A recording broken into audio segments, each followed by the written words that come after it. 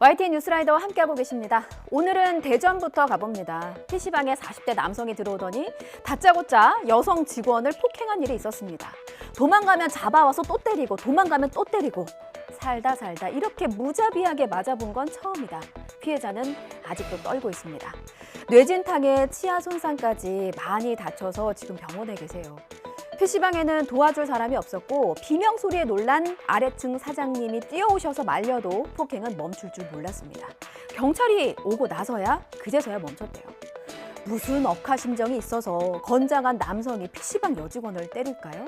이걸 경찰이 밝혀야 하는데 경찰은 남성을 현행범으로 체포하지 않고 지구대에서 간단한 조사만 하고 풀어줬습니다. 그 이유를 들어보겠습니다. 양동훈 기자의 단독 보도입니다. 한 남자가 PC방에 들어와 갑자기 카운터에 있는 여성 얼굴을 사정없이 때립니다. 머리카락을 잡아당겨 쓰러뜨리더니 이번에는 발로 무자비하게 구타합니다. 남자가 컴퓨터를 부수는 사이 여성이 도망치자 뒷조차가 붙잡아서 다시 폭행을 이어갔습니다.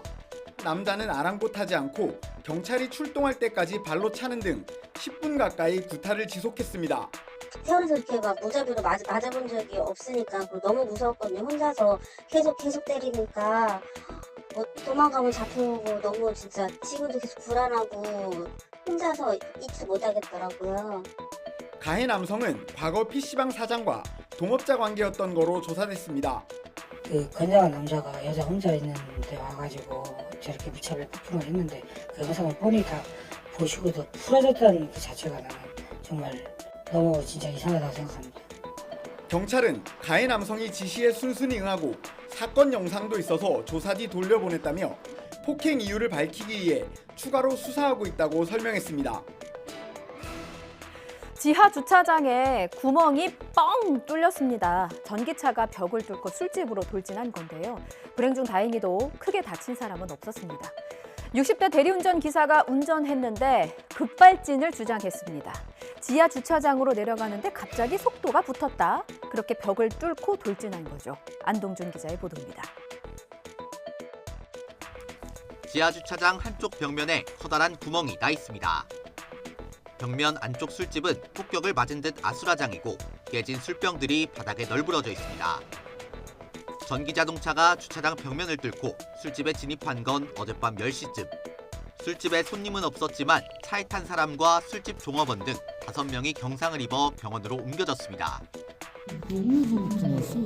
위에서부터 몸을 제끼가지고 브레이크를 밟고. 예, 좀 멀리서 잡은 화면인데요. 왕복 8차로 여기 바로 코앞에 횡단보도를 두고 무단횡단을 하는 남성이 있습니다. 이거 해서는 안 될 일이지만 뭐 얼마나 급하길래 여기까지도 못 가고 신호도 무시한 채 길을 건너나 싶습니다. 자, 이 화면은 어때요? 급한 일이 사라졌나 여유롭게 걷고 있는 모습입니다. 사흘 동안 도주극을 벌인 김길수입니다. 도주 직후에는 무단횡단을 할 정도로 마구 뛰더니 여유로운 발걸음으로 택시에 올라탔습니다. 자, 이 화면에서의 포인트는 바로 이것이라고 생각합니다. 김길수 뒤에 쫓아오는 이가 아무도 없다는 것. 여유로운 발걸음에는 다 이유가 있었더라고요. 김영수 기자가 김길수 탈출 직후의 화면을 단독으로 입수했습니다. 함께 보시죠. 동이 트기 전인 이른 아침, 한 남성이 급하게 도로를 가로지릅니다. 중앙분리대가 있는 왕복 8차로에도 거침이 없습니다. 신호도 횡단보도도 무시한 채 대로를 횡단한 남성.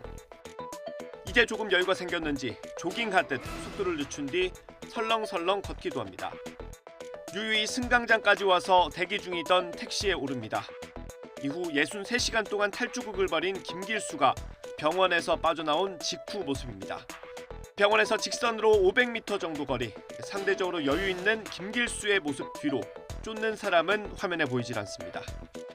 검찰은 지난 10일 김길수 소유의 다세대 주택 잔금 1억 5천만 원을 받기로 한 날인 점을 고려할 때 사전에 도주를 계획한 걸로 의심하고 있습니다.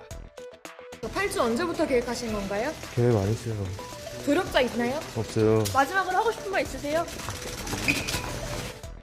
경찰 조사 결과 김길수는 도주 중에도 수차례 옷을 갈아입었고 PC방에서 기사를 찾아보며 경찰 추적에 대비했습니다.